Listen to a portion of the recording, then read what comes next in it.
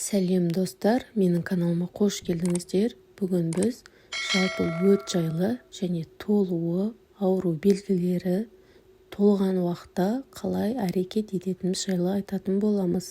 Өт сарғыш қоңыр, дәмі аш қылтым, бауырдан бөлінетін қою сұйықтық. Өт бауырда түзіліп, одан кейін өт шығарғыш өзек арқылы өт қабына келіп құйылады. Өт қабығынан ағза қажет етсе, ең негізгі өт шығарғыш өзек арқылы 12 елі ішекке келіп құйылады. Ас қорыту кезінде өттің атқаратын қызметі орасан зор. Ол қоректік заттардың құрамындағы майларды ыдыратады. Өттің әсерінен ферменттердің қатысуымен ас қорыту жүйесі процесі жүреді. Тағамдағы ақуыз көмірсуына және майларды май қышқылына дейін ыдыратады. Бауырдан бөлінген өтпен бірге ағзаға қажетті жоқ және зиянды химиялық заттарды сыртқа шығарады. Өт қызметінің бұзылуы, өт қабында өттің қоюлануы асқазан ішек жолдарына ғана емес, сонымен қатар басқа да ағзалар мен жүйелердің зақымдайды. Адам ағзасы толыққанды дәрумендер мен микроэлементтерді ала алмайды. Соның әсерінен шаршағыштық, әлсіздік, ұйқысыздық және стресске бейім келеді.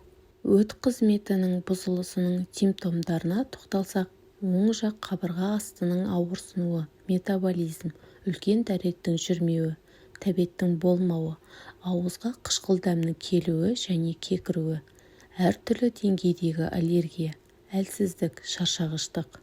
Өт тазалау жолдары кезінде дайындықты ішекті тазалаудан бастау керек. Себебі ішектерді токсиндерден тазалау арқылы ағзаға қажетті микро және макроэлементтерді сіңіруге жағдай жасайды.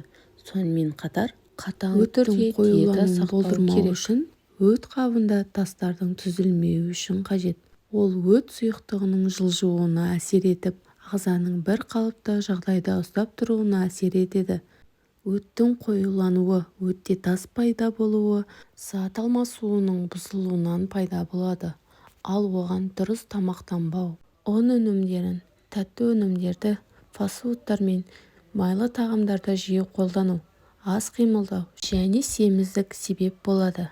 Ал енді үй жағдайында қоюланған өтті сұйылту үшін таңертең аш қарынға 40-50 градустағы ыстық су ішуді әдетке айналдыру. Ол біздің өтімізді сұйылтуға көмектеседі.